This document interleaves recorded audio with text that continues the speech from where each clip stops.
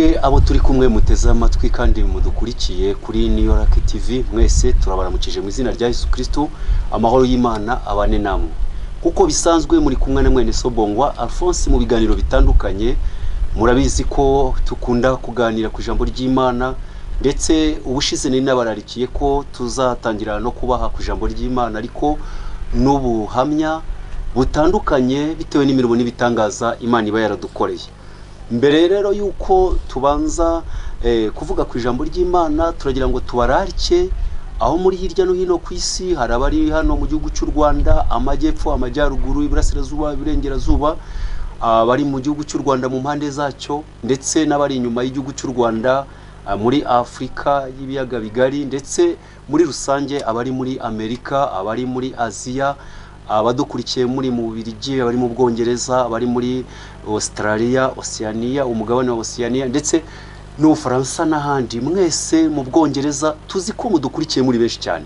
Mwese turabaramukije mu izina rya Yesu. Amahoro y'Imana bane namwe kandi mugubwe neza. Turabishimira rero, tunejejwe no kongera kubaganiriza ku ijambo ry'Imana. Ijambo mfite uyu munsi ni ijambo ryitwa kumenya kugenzura igihe cy'induka ry'ibihe. Mfite ijambo rivuga ngo bumunyabwenge umenye kugenzura igihe cy'induka ry'ibihe. Imana ishimwe.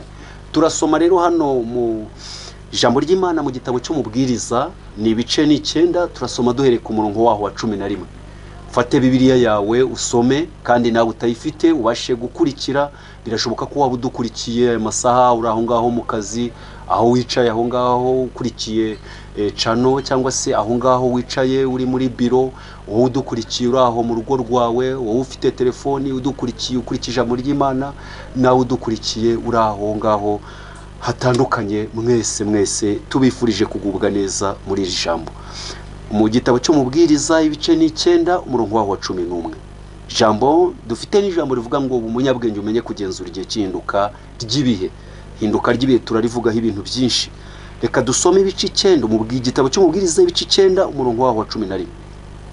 Haranditswe ngo, nongeye kubona munsi y'ijuru mbona yuko abantu basiganwa abanyembaraga atari bo basiga abandi, kandi mu ntambara intwara atari kandi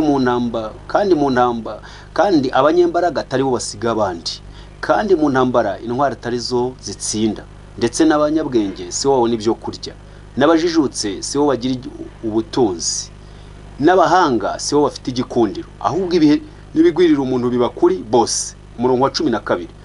Erega nta muntu uzi igihe cye. Uko amafi afatwa mu rushundura n'inyoni nazo zikagwa mu mutego, uko niko abantu nabo bategwa mu gihe cy'amakuba iyo baguye gitumo. Imana ishimwe. Tugiye kuganira kuri iri jambo. Ijambo dusomye ni ijambo rivuga ngo ryavuzwe n'umugabo w'umuhanga cyangwa se w'umunyabwenge witwa Salomo. Yaravuze ngo nongeye kubona munsi y'ijuru mbona yuko abantu basiganwa abanyembaraga atari bo basiga abandi. Imana ishimwe. Aravuga ngo kandi mu ntambara intwari zo zitsinda, ndetse n'abanyabwenge si wowe n'ibyo kurya, n'abahanga si bo bagira igikundiro, ngo ahubwo ibihe n'ibigwirira umuntu biba kuri bose. Havuga ngo erega nta muntu uzi igihe cye. Ku murongo wa 12. Erega nta muntu uzi igihe cye. Uko ifi igwa mu rushundura n'inyoni nazo zikagwa mu mutego, uko niko abantu nabo bategwa mu gihe cy'amakuba iyo baguye gitumo. Imana ishimwe. Ndashaka kubabwira ijambo rivuga ngo bumunyabwenge umenye kugenzura igihe cy'induka ry'ibihe. Ihinduka ry'ibihe rijya ririsha ibigori utagira amenyo. Bene data bakundwa, umushiki wanjye, murumuna wanjye, mukuru wanjye, mubyeyi, we papa udukurikiye uri hirya no hino, menya ngo igihe cyawe kizwi n'Imana, kandi ukiremwa Imana yaguteguriye n'igihe uzacamo. Imana ishimwe. Menya kugenzura igihe cy'induka ry'ibihe. Ihinduka ry'ibihe ririsha ibigori utagira amenyo, uri mbabwiye mu kanya. Ihinduka ry'ibihe rigukura mu nzu wiyubakiye ukayivamo nta kuyave wahawe. Igihe kijya kigutandukanya n'abawe, kandi uwo munsi ihinduka ry'ibihe ryakugezeho, uwo munsi ntacyo kwireguza. Ihinduka ry'ibihe rigutandukanya n'abawe wabakundaga. Ihinduka ry'ibihe rikwambura ibyo wari utunze. Igihe kijya kidutwara inshuti n'abavandimwe. Igihe kikwambura abo wakundaga. Igihe kigukura ku kazi warakigeze. Igihe kigucisha bugufi wari umunyacyubahiro. Igihe cyubahisha umuntu yacishwaga bugufi. Igihe kijya gifata umuntu wari ukomeye kikamugira uworoheje. Igihe gifata umuntu wari woroheje kikamuzamura, kikamuha icyubahiro. Imana ishimwe. Turi ku ijambo ryitwa kumenya kugenzura ihinduka ry'ibihe. Salomo aravuga ngo nongeye kubona munsi y'ijuru mbona yuko abantu basiganywa abanyembaraga atari bo basiga abandi. Avuga ngo kandi mu ntambara intwari zo zitsinda, Imana ishimwe. Yashakaga kuvuga ku gihe, aravuga ngo erega nta muntu uzi igihe cye. Uko ifatwa n'urushundura inyoni ikagwa mu mutego, uko niko abantu nabo bategwa mu gihe cy'amakuba waguwe gitumo. Mwene data mukundwa, ukwiye kumenya kugenzura ihinduka ry'ibihe. Ihinduka ry'ibihe, uyu munsi niba uzi gucuruza hari abandi bacuruzaga. Uyu munsi niba ukomeye hari n'abandi bari bakomeye. Uyu munsi niba uzi igifaransa hari n'abandi bakikurushaga. Uyu munsi niba uvuga icyongereza hari n'abandi bari bakizi. Uyu munsi niba ukomeye hari n'abandi bigeze gukomera. Uyu munsi niba waramamaye hari n'abandi bigeze kwamamara. Ariko uyu munsi benshi igihe cyabakuye mu myanya yabo. Bene data, wari ukwiye kumenya kugenzura ihinduka ry'ibihe. Turi ku ijambo ryitwa kumenya kugenzura igihe cy'ihinduka ry'ibihe. Nakubwiraga ngo hariho abandi bantu bakubanjirije, nabo bageze igihe cyabo kwamamara, baramamara, bavugwa cyane, isi yose irabamenya, abakomeye n'aboroheje barabamenya. Ariko uyu munsi wa none igihe cyabakuye mu myanya yabo. Bene data bakundwa bashiki banjye, mwebwe mudukurikiye, uyu munsi wa none wari ukwiye kumenya kugenzura igihe cy'ihinduka ry'ibihe. Ese uyu munsi igihe cyawe kukigenzura gute? N'icyo uri kubasha gukora mu gihe cyawe? Ubanye n'Imana gute muri iki gihe? Uri gukorana nayo gute? Ese uri gutekereza ku iherezo ry'ubuzima bwawe?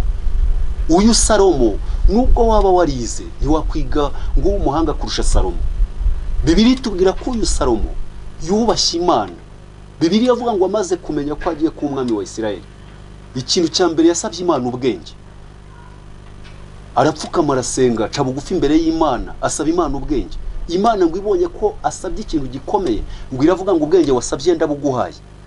Imubwira ibintu bitatu, iramubwira ngo mu bakubanjirije no mu bazaguheruka ntawe uzagira ubwenge nk'ubwawe, ntawe uzagira icyubahiro nk'icyawe. Icya gatatu iravuga ngo nguhaye n'ubutunzi nubwo nabwo utabunsabye. Ikintu cyatumye Imana imunezererwa nuko yarazi gukora neza mu gihe cye, akamenya icyo gukora mu gihe. Imana inezezwa nuko asabye neza. Iravuga ati ntusabye ubutunzi ari bw'abandi basaba, ntusabye icyubahiro ari cy'abandi bisabira. Ndi wisabe ngo abanzi bawe bapfe ari by'abandi bantu bifuza. Ariko ibyo utasabye nabyo ndabiguhaye. Imana ishimwe. Haleluya. Imana yacu igikunda umuntu umenya kugenzura igihe cye, akamenya no gukora mu gihe. Hari igihe umuntu ajya ahabwa igihe ariko ntakigiremo umumaro. Hari igihe umuntu ajya ahabwa igihe agahabwa n'ibyo gukora muri icyo gihe, ariko rimwe na rimwe wareba ugasanga igihe aragipfusha ubusa. Bene data bakundwa, mbifurije kuba abantu b'abanyabwenge mumenye kugenzura igihe cy'ihinduka ry'ibihe. Nubwo wakwamamara ntiwarusha Salomo kwamamara, nubwo waba umuhanga ntiwarusha Salomo kuba umuhanga, nubwo wagira ubutunzi ntabwo wagira ubutunzi ngo urushe Salomo, nubwo wagira icyubahiro ukaba umuhanga kubahwa kurusha abandi ntabwo wagira icyubahiro ngo ukirushe Salomo. Ariko yaravuze ngo byose ni ubusa. Aravuga ngo byose ni nko kwiruka inyuma y'umuyaga. Aravuga ngo ikintu cyose gifite igihe cyacyo, ngo kandi cyagambiriwe munsi y'ijuru gifite igihe cyategekewe. Imana ishimwe. Uyu munsi wa none aho uri n'Imana igutuje iguhaye kuhaba. Ibyo ukora n'Imana iguhaye kubikora. Gukomera kwawe n'Imana igutije gukomera. Bene data bakundwa, ukwiye kumenya kugenzura igihe cy'ihinduka ry'ibihe. Ihinduka ry'ibihe, igihe kigukura mu nzu wiyubakiye kitaguteguje, igihe kicisha bugufi kandi kigashyira hejuru, igihe kikwambura ibyo wari utunze. Iyo umuntu atazi kugenzura igihe, Imana ikabimutije kuba mu gihe, ikabimutije umunezero wo mu gihe, agira ngo nuko ari ubuhanga bwe. Imana igutije ku igihe, ukabona ibintu byose urabikora bikemera, utekereza ko ari ukuzi gukora kurusha abandi. Oya. Imana iguhaye kuyobora mu gihe, utekereza ko ari ukuri umuhanga kurusha abandi. Oya. Nuko ari igihe cyawe. Imana iguhaye kwicara mu kazi, ugatunganirwa, ukavuga rikijyana, utekereza ko ari ukuri intyoza mu kuvuga. Oya. Nukubera ko ari igihe cyawe. Bene data bakundwa, mukwiye kumenya kugenzura igihe cy'ihinduka ry'ibihe. Igihe cyahindutse kigukura mu nzu nta nteguza, kititaye ko wayubatse. Igihe cyahindutse amashuri atagaciro kandi warize atari kubera ko utize. Igihe cyaguhindutse icyongereza n'igifaransa narabibonye bijya bita agaciro, kandi uwo munsi igihe ihinduka ry'ibihe ryabayeho narabibonye. uwo munsi nta so, nta sasa, nta dongo, nta kamembo, ahubwo ibintu byose biba uko bigomba, uko Imana yabigambiriye niko biba mu gihe cyayo, ikora ibyo ishaka mu gihe cyayo. Bene data bakundwa, mukwiye kuba abahanga mukamenya kugenzura igihe cy'ihinduka ry'ibihe. Niba uri umuhanga, ukaba uri umunyabwenge, ukaba umutunzi, ukaba umukire, ukaba warize cyangwa utarize, ukaba ukomeye cyangwa woroheje, ukwiye kuba umuhanga ukamenya kugenzura igihe cy'ihinduka ry'ibihe. Ihinduka ry'ibihe, ihinduka ry'ibihe rikwambura icyo wigeze. Ihinduka ry'ibihe ryambura umuntu agaciro yari agafite. Ihinduka ry'ibihe rikwima urubyaro kandi abandi babyara. Igihe kiguha kubyara abandi barabuze urubyaro. Igihe kiguha kurya abandi baburaye. Igihe kikugaburirwa ukarengwa abandi babibuze basengera ibyo kurya. Igihe bene data bakundwa bashiki banjye, mukwiye kumenya kugenzura igihe cy'ihinduka ry'ibihe. Salomo aravuga ngo nongeye kubona munsi y'ijuru mbona yuko abantu basiganwa, abanyembaraga atari bo basiga abandi. Ubu abantu bose muri iki gihe bari gusiganwa, bari gusiganwa. Umuntu wese afite ikimutera gusiganwa. Hari aho wifuza kuva naho wifuza kugera, ariko ukwiye kumenya ko igihe cyose Imana ari igitegeka. Bene data bakundwa, niyo mpamvu Yobu yaravuze hariya muri Yobu mu bice 22 umurongo wa mbere, Yobu 24 umurongo wa mbere, yaravuze ngo ubwo ibihe bidahishwe ishobora byose, ni iki gituma abayizi batareba iminsi ya Imana ishimwe. Igihe ukwiye kureba igihe cy'Imana, ukwiye kumenya igihe cyawe, ukwiye gusobanukirwa iminsi yawe, ukamenya n'ibyo gukoramo mu gihe Imana ishimwe. Abantu benshi tujya duhabwa igihe, ariko Imana igategura n'ibyo uzakora muri icyo gihe. Abantu benshi Imana igibatiza icyubahiro mu gihe, ariko icyo cyubahiro rimwe na rimwe bakayoberwa ibyo kugikoresha, bakayoberwa kubahisha Imana mu gihe, bakananirwa gukorera Imana mu gihe, bakananirwa kuyishyira hejuru mu gihe. Igihe cyawe utagikoresheje neza kigupfira ubusa, ariko nkwifurije kumenya kugenzura igihe cy'ihinduka ry'ibihe. Bene data bakundwa, ngewe uri kuvugana nawe uyu munsi, hariho igihe kimwe turi ku ijambo rivuga kumenya kugenzura igihe cy'ihinduka ry'ibihe. Yobu yaravuze ngo ubwo ibihe bidahishwe ishobora byose, ni iki gituma abayizi batareba iminsi yayo. Ukwiye kumenya iminsi yawe ugasobanukirwa iyo ariyo, ukamenya ko ari Imana igutije icyo gihe, kandi ukamenya n'icyo ukoramo Imana ishimwe. Ngewe uri kuvugana nawe, igihe hariho igihe nigeze kuba nararemaye ngendesha amaguru n'amaboko. Wakwibaza ngo mbese byaje bite? Kubazi igihugu cy'u Rwanda, abandi namwe mutahazi murabyumva aho muri aho ngaho mu bihugu bitandukanye. Mvuka mu ntara y'Iburengerazuba mu cyahoze cyitwa Cyangugu, ubu ni intara y'Iburengerazuba bw'u Rwanda, mu karere ka Nyamasheke, ariko aho navukaga icyo gihe hari mu karere hitwaga komine Karengera, mu cyahoze ari komine Karengera kera, ubu ni akarere ka Nyamasheke. Aho niho mvuka. Hari abanzi ubuhamya ndimo kubabwira cyangwa ngiye kubabwira, hari abanzi gutya banzi aho narerewe, aho navukiye, aho nakoreraga umurimo. Uyu munsi wa none banzi ibyo ngiye kukubwira, bifite ibihamya, bifite abahamya. Navutse nk'uko nawe wavutse ndi muzima, maze kugira imyaka 12 hafi 13 mfatwa n'uburwayi. Bwari uburwayi bwo kubyimba inyama. Bene data, kubyimba bivaho inyama zirabora. Ngiraho nabaga ndi mu nzi, imbeba zikajya ziza kurya inyama zindiraho n'imyenda nambaye. Ubwo burwayi mbubamo igihe kirekire, biza kugeraho nza guhinamirana. Ntabwo byabaga ari ibintu byoroshye bene data, byabaga ari ibintu bikomeye. Nageze aho bansigaga mu nzu, mama kansiga mu nzu akajya guhinga, yansigiye abana, yagaruka agasanga imbeba zandiriyeho imyenda nambaye. Bene data, uyu mubiri uwusige, uwutake, uwunezeze, uwushimishe, wishyire hejuru, wihimbaze, wiyemere, ariko ujye umenya ko ari ubusa. Ujye umenya ko umubiri ari ubusa. Uyu munsi wagushuka, ariko ujye wibuka ko ari ubusa. Uyu munsi umubiri wawe unezeza, ugasambana, ugasinda, ukiba, ugasuzugura, ukishyira hejuru, ariko ujye umenya ngo ni ubusa. Wambaye umubiri ni icyondo. Nakubwiye ngo uyu munsi aho uhagaze hari n'abandi bari bahagaze. Umubiri wambaye hari n'abandi bari bawambaye. Akazi ukora hari n'abandi bagakoraga. Uyu munsi ibyiza utunze hari n'abandi bari babitunze. Imodoka ufite si wowe imfura gutunga imodoka. Icyubahiro ufite si wowe imfura y'icyubahiro. uyu munsi aho wicaye hari yicaye n'abandi ariko igihe cyabakuye mu myanya yabo.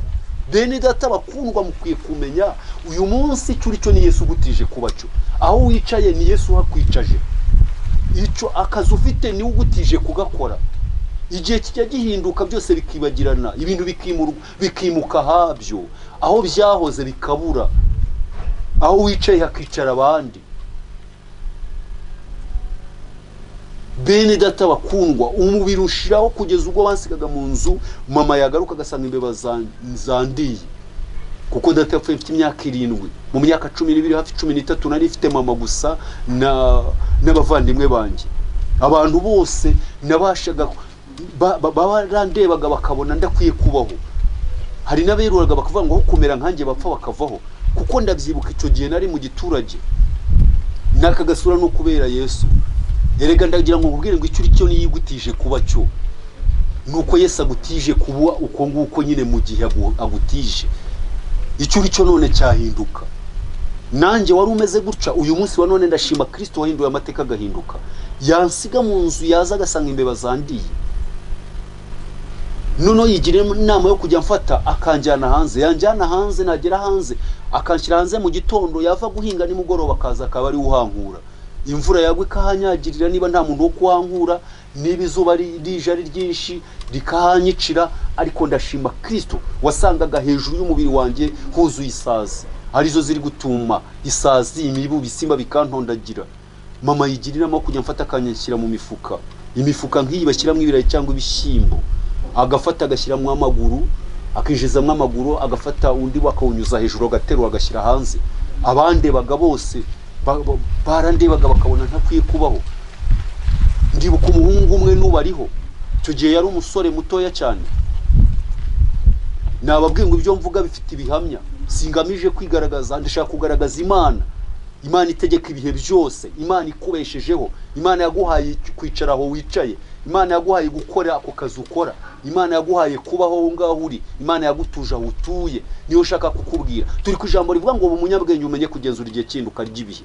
Bene data wakundwa, wowe unteze amatwi ukurikiye Niyoraki TV, uyu munsi wa none Imana yashatse kumenya nibi ngibi ko ari Imana ishyira kuzima igakurayo, ni Imana icisha bugufi kandi igashyira hejuru, ni Imana ishyira hejuru kandi ikamanura.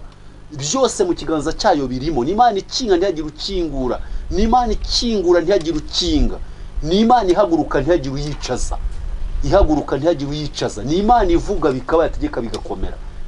Igihe kigeze noneho yigira inama yo kujya mfata akanshyira mu mifuka. Bene data byari bikomeye. Iyo nahagurukaga aho bandyamishije, inyama zarahasigaraga, iyo ugasanga isazi ziri gutuma. Naba ndi mu nzu, imbeba zikandiraho imyenda nambaye. Bene data bakundwa, bashiki banje bavandimwe, imbeba zikandiraho imyenda, umubiri wose waraboze, sinari wo kwifuzwa, umubiri n'ubusa. Ariko uyu munsi wa none ndashima Kristo ugihindura amateka agahinduka. Yankuye aho nawe yahagukura, yangiriye neza n'ibyawe irabishoboye. Yahinduye amateka y'ubuzima bwanjye uyu munsi nkabo ndiwe, nawe yahindura amateka y'ubuzima bwawe. Yangishije ubwo burwayi n'ubiracyakora, amaboko yayo si magufi. Haleluya. Uko yariri kera n'uyu munsi ni kwiri kandi ni kuzabura iteka ryose. Turi ku ijambo rivuga kumenya kugenzura ihinduka ry'ibihe. Igihe cyaje kugera ubwo burwayi mbwizereramo, hari umusore waje iwacu, araza, yaraje gusura iwacu nyine. Hari mushiki wanjye wari uri aho ngaho, bari inshuti. Icyo gihe yarakiri umukobwa, ariko ubu ni umudamu. Arangije aje kumusura, icyo gihe asanga nyine ndyamye aho ngaho. Bamuhereza intebe ya sheza, ashaka kuyikira hejuru y'imifuka bandyamishijemo. Arangije baramubwira ati attention, mushiki wanjye aramubwira ati attention, aho harimo umuntu. Undi ati nta muntu uhari, ntiyabyemera. Arangije agiye kwashyira intebe, baramubwira ati attention, itonde utica umuntu arimo. Undi ati ni imifuka ndi kuhabona, ariko ndi kubona hejuru yayo hari isazi, hari umwanda. Ninjye yitaga umwanda uvugana nawe uyu munsi, uwurebesha amaso yawe. Ndagira ngo nkubwire ngo Imana igihindura amateka. Arangije arebye mbonamo yari umusore, ava aho ngaho ari kurira. Ntabwo nyababwiye ngo ibyo mvuga bifite ibihamya. Uwo musore icyo gihe yari umusore, ariko ubu ni umugabo. Ni umugabo ndetse numva amaze kubyara 4.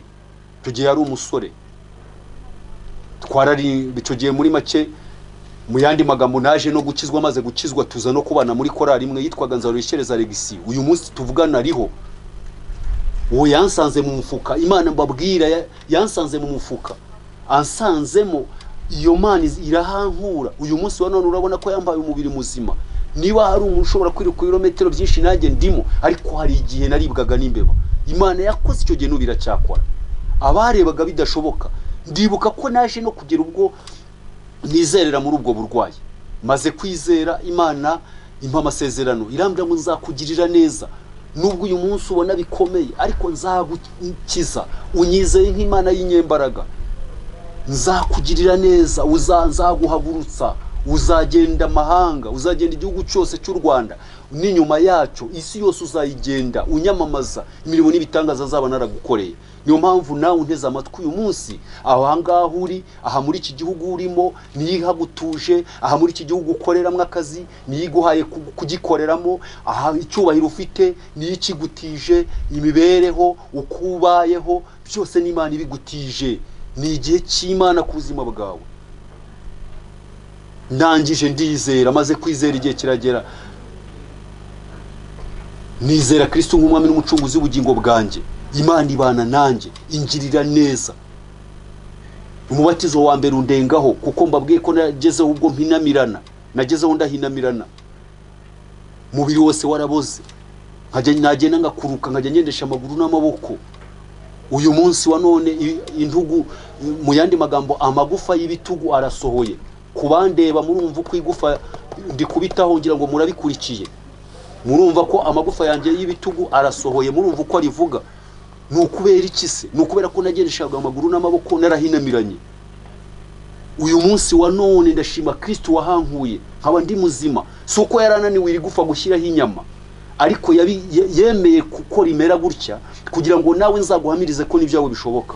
Nzakubwire ngo hanyuma y'umubabaro, hanyuma y'ingorane, hanyuma yo kubaho nabi, hanyuma y'ubuzima buruhije, hanyuma y'imibereho, hanyuma y'ubukene, hanyuma y'ubukire, hanyuma y'ibyo hari Imana igihindura amateka agahinduka. Haleluya! Uko yariri kera n'uyu munsi ni kuri, kandi niko izahoraho. Nta na kimwe twakwirata, ahubwo turirata Kristo wadukuye aho ngaho. Uyu munsi wa none ndi muzima. Imana iza kunkiza, inyomora ibyo bikomere byo ku mubiri, kandi inyomora n'igikomere cyo ku mutima, kuko ikigeragezo kirambye gikomeretsa n'umutima. Njyewe ndinde, wowe urinde, nje ndiki, wowe uri iki. Uyu munsi wa none wabasha kugirirwa neza n'Imana isumba byose. N'imbabazi zayo, n'ubuntu bwayo, ni igihe cyayo. Ukwiye nawe gusobanukirwa igihe cy'Imana, ukwiye gusobanukirwa imbaraga z'Imana, ukwiye gusobanukirwa umugambi w'Imana. N'iki Imana igambiriye ku buzima bwawe? Nuwe mugambi w'Imana ku buzima bwawe? Iyankuye natangiye rero maze kwizera, itangira kunyomora ibikomere byo ku mubiri n'igikomere cyo mu mutima, kuko ikigeragezo kirambye gikomeretsa n'umutima. Ndashima Imana ko igikiza n'ibikomere byo mu mutima. Uyu munsi wa none igikomere umaranye imyaka, icyo umaranye imyaka, icyo umaranye umwaka, icyo umaranye amezi, icyo umaranye ibyumweru, icyo umaranye iminsi, ntabwo nabasha kucyomora. Ariko uyu munsi umwami ndi guhamya, umwami ndi kuvugira, haleluya, abasha no gukiza igikomere cyo mu mutima. Imana ishimwe. Uko yariri kera n'uyu munsi ni kuri, nawe kugirire neza. Waba ufite icyagukomerekeje, waba uri mu gihe cyo kubabazwa, waba uri mu gihe cy'ubukene, waba uri mu gihe cy'ingorane, Imana yacu igihindura amateka agahinduka. Ndagira ngo nkubwire ku ijambo rivuga ngo umunyabwenge umenye kugenzura igihe cy'induka ry'ibihe. Bene data bakundwa, ntacyo kwirata uyu munsi. Aho wicaye higeze kwicara n'abandi, aho ngaho ukorera higeze gukorera n'abandi, ibyo utunze byari bitunze n'abandi, amashuri wize hari n'abandi bayize, icyubahiro ufite hari n'abandi bakibanje. Ariko uyu munsi ihinduka ry'ibihe, igihe cyabakuye mu myanya yabo. Bene data bakundwa, b'umunyabwenge, b'umuhanga, umenye no kugenzura igihe cy'induka ry'ibihe. Imana ishimwe. Maze kwizera, Imana itangira kunyomora ibikomere byo ku mubiri. Uyu munsi wa none umubiri wanjye Yesu yaranyomoye, angiza ibikomere, angiza inkovu. Uyu munsi wa none umubiri wanjye arawusiga. Sico nirata si umubiri, ahubwo ndirata yambaye umubiri. Icyo nirata si icyubahiro, ahubwo ndirata Imana itanga icyubahiro, iha umuntu kubahwa. Icyo nirata si amashuri, ahubwo nirata Kristo waguhaye kwiga. icyo nirata si ubutunzi ufite ahubwo ndirata wabuguhaye. Imana ishimwe. Yakoze ibyo n'ubiracyakora. Imana ingirira neza, Imana ibana nanjye, Imana iranshyigikira, impa amasezerano imaze kunkiza.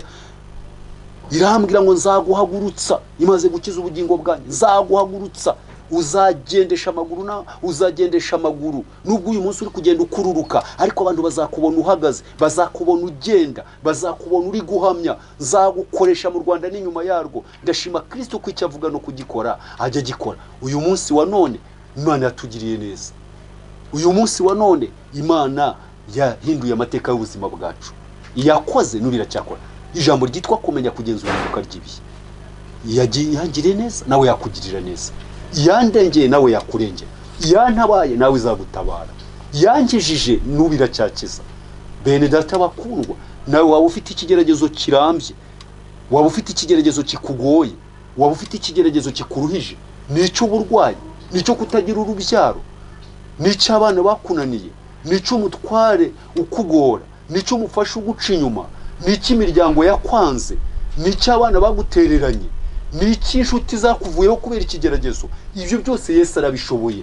Naje kuguhamiriza ngo icyo ni igihe, cyitwaremo neza. Imana nibona ucyitwayemo neza, ukagira kuhamya Imana aho hantu, ukagira kuyubahisha aho hantu, ukagira kuyihesha icyubahiro aho hantu, ukagira gukomerera aho hantu, Imana izakubahisha kandi izakugirira neza. Imana ishimwe. Aho ngaho Imana yaje kunkiza, Imana ingirira neza, Imana ibana nanjye.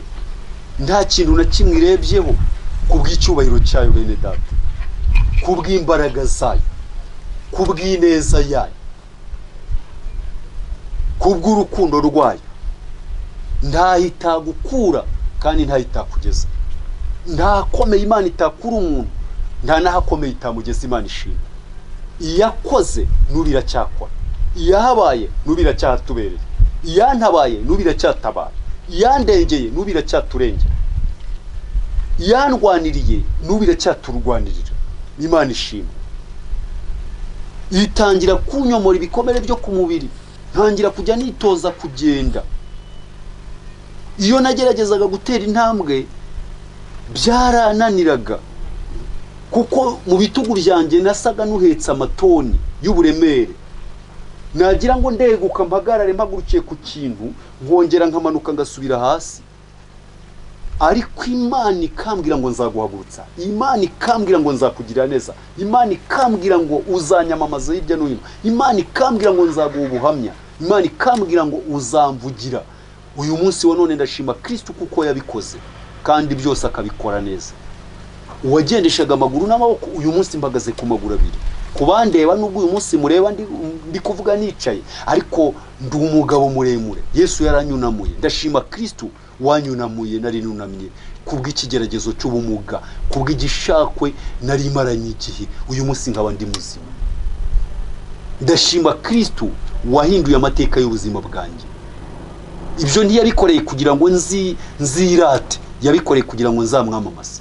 Ndiyabikoreye kugira ngo nzigaragaze, yabikoreye kugira ngo nzagaragaze imirimo n'ibitangaza ubwe yankoreye. Nibyo akorera abandi, nibyo yagukoreye ubwawe, nibyo yadukoreye twese. Ndabizi ko nawe utavuze uyu munsi, nawe waguha umwanya ukavuga, wavuga byinshi. Nawe waguha umwanya wahamya byinshi. Nawe waguha umwanya wagaragaza ibyo Imana yagukuye. Nawe waguha umwanya wabwira isi yose gukomera kw'Imana. Ariko uyu munsi nge wahawe kubivuga, reka mbikubwire, nawe uzagira igihe cyawe. Nkubwire ngo uyu munsi iki ni igihe cyane. Turi ku ijambo ryitwa kumenya kugenzura igihe cy'induka ry'ibihe. Bene data bakundwa, numenya kugenzura igihe, ukamenya gukorera Imana mu gihe, ukamenya guhamya Imana mu gihe, ukubahisha Imana mu gihe, ukayibwira abandi mu gihe. Igihe cyo guceceka ukamenya ko ari igihe cyo guceceka atari igihe cyo kuvuga. Igihe cyo kuvuga ukamenya ko ari igihe cyo kuvuga atari igihe cyo gutuza. Igihe cyo kugaragara ukamenya ko ari igihe cyawe cyo kugaragaza Imana. Imana izabana nawe muri byose. Bene data, Imana izakungirira neza, iza kunyomora, iza kumpagurutsa, iza kunkiza, iza kundengera, iza guhindura amateka y'ubuzima bwanjye. Uyu munsi wa none ndi muzima. Ibyo nabivuze mbere mu gihugu cy'u Rwanda, ibyo nabivuze inyuma y'igihugu cy'u Rwanda, ibyo nabivuze ku mateleviziyo, ibyo nabivuze ku maradiyo.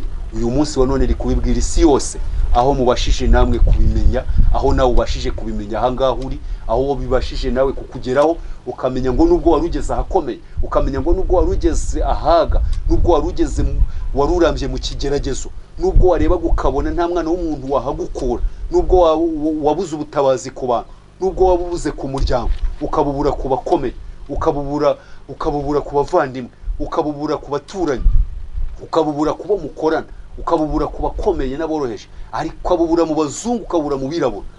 Ariko umenye ngo hejuru y'ibyo hari imbaraga z'Imana ishobora byose. Imana ishimwe, yakoze icyo gihe nubira cyakora, yahabaye nubira cyatubereye, yaturengeye nubira cyaturengera, yaturokoye nubira cyakomeje kuturokora, yadutabaye nubira cyadutabara.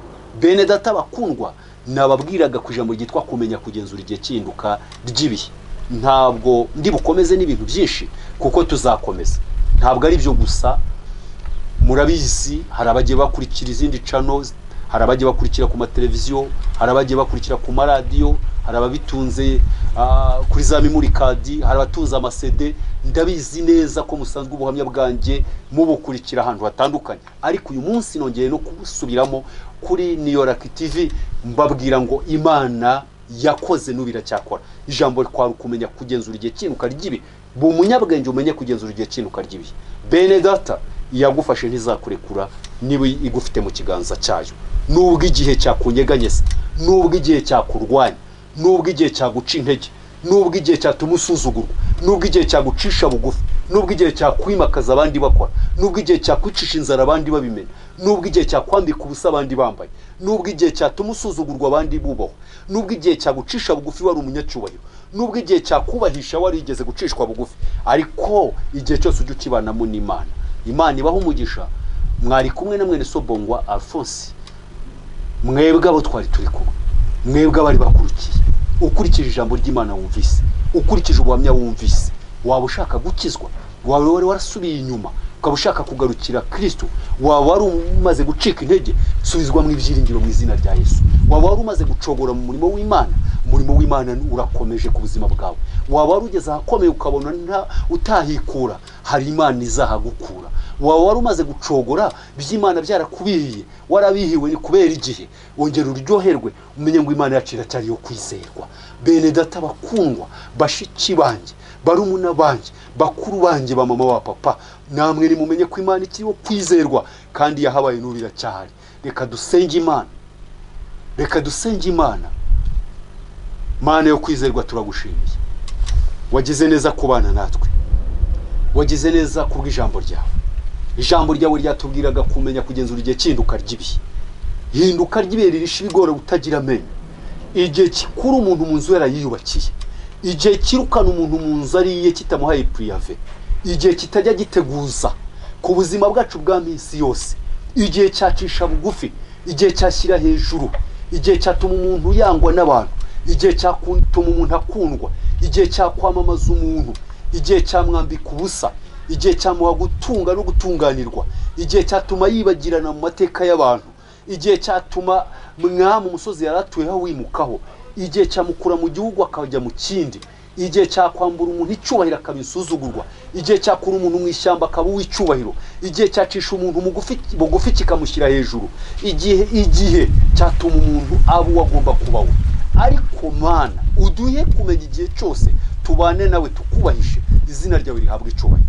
Reka uyu murwayi warwaye akananizwa n'igihe, wowe ubwawe umukize. Reka uyu nguyu warurushye, igihe yararimo kimugoye, ugitegeke. Reka uyu nguyu warubuze icyerekezo, wowe ubwawe umubere icyerekezo. Reka uyu mushomeri umaranye igihe kinini, umubere byose, umucira inzira. Uyu warurwaye imyaka n'ibihe, wowe umubere igisubizo. Ineza yawe ibe kuri we, izina ryawe rihabwa icyubahiro. Ngushimiye ibyo, uragije ibiri imbere, icyubahiro ni icyawe mu izina rya Yesu Kristo. Amen. Mwari kumwe na mwese BONGWA Alphonse. Ikiganiro nyine ni kuri Ihinduka TV. Reka mbahe nomero ya telefone, ahari waba ushaka kutwungura ibitecyerezo, waba ufite icyifuzo ushaka ko gusengerwa, waba ufite ikindi kibazo kiruhije ubuzima bwawe ushaka guhamagara, reka ngwe nimero yanjye ya telefone igendanwa.